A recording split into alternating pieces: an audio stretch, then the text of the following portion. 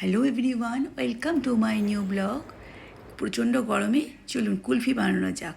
একদম সম্পূর্ণ ঘরের উপকরণে, কোনো রকম কর্নফ্লাওয়ার ব্যবহার না করে কি করে কুলফি করলাম চলুন। দারুণ টেস্ট হয়েছিল, এই অসাধারণ একটা ফল পেয়েছিলাম।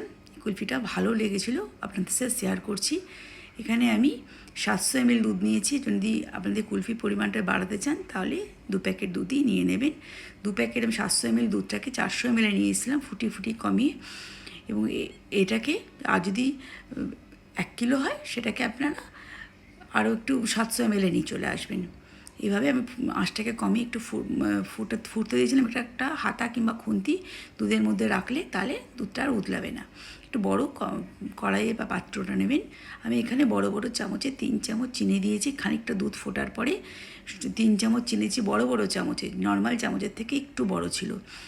এখানে আপনারা এরকম চামচ থাকলে, এরকম 1 কিলো থাকলে একটু চিনিটা বাড়াবেন, আর যদি এইরকম করে 3 চামচ চিনিতে যথেষ্ট। এরপরে আমি কিছুটা এলাচকে গুঁড়ো করে আমি এখানে দিয়েছি, এখানে যোগ করলাম। তারপরে 10-12টার মতো কাজু বাদাম একদম মিহি করে মিক্সারে ডাস্ট করে নিয়েছিলাম, সেই ডাস্টটাও আমি দিয়ে দিলাম এখানে। তাহলে এবার যেটা হচ্ছে, আমি একটু কেশর ভেজানো জল আমি এখানে যোগ করলাম। যদি কেশর ভেজানো জল না থাকে তাহলে আপনারা একটু ম্যাঙ্গো যদি পাল্প পান, ম্যাঙ্গো পাল্পটা একটুখানি রস করে একটু ছেঁকে নিয়ে সেই জলটাও যোগ করতে পারেন, বেশ সুন্দর লাগবে। আর যদি কোনো এসেন্স থাকে এসেন্সটাও দিতে পারেন। আমি এটা কেশর ভেজানো জলটা দেওয়ার পর খানিকটা আর 4-5 মিনিট ফোটার পরে এরকম ঠান্ডা করতে দিলাম। ঠান্ডা অবস্থায় এরকম ঘন হয়ে এলো। দেখবেন যখন একটু কমে কমে যাবে, প্রায় কমে কমে আসবে, তখন আঁচটাকে বন্ধ করে ফ্যানের তলে দিয়ে দেবেন। এরপরে এরকম একটা ছোটো ছোটো ছোটো কাপগুলো আমি নিয়েছি, যেমন আপনাদের সাইজ থাকে সেরকম নেবেন। কাপে দিয়েছি, উপরে একটা করে ডিপ ফ্রিজে রাখবো, যদি বরফ না হয়। এরকম কাগজ কেটে ওপরে আইসক্রিমের কাঠের ওপরে দিয়ে দিয়েছি। এবার এরকম আমার 6টা 7টা 8টা হয়েছিল টোটাল। আমি আর 2টো অন্য পাত্র ব্যবহার করেছিলাম।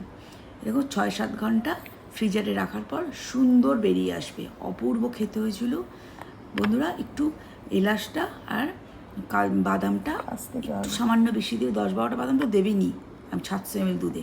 আর যদি দুধটা বাড়ান তার বাদামের সংখ্যাটাও বাড়াবেন। অপূর্ব হয়েছিল খেতে। অবশ্যই রেসিপিটা বন্ধুবান্ধবের শেয়ার করুন, করে খাবেনই, আমার অনুরোধ রইল। অবশ্যই আমাকে একটা সুন্দর কমেন্টে লিখবেন যে কেমন হলো, কেমন লাগলো। সম্পূর্ণ রেসিপিটা শেয়ার করলাম, যেটা করেছি সেটাই দেখালাম। অবশ্যই রেসিপিটা এটাই, এভাবে করুন এবং বারবার খেতে ইচ্ছা করবে করে বাচ্চাদের মধ্যে শেয়ার করুন। আর বাইরে আইসক্রিমের জলটা খুব একটা ভালো না, বাচ্চাদের শরীরের পক্ষেও অনেকটাই উপকার নয়।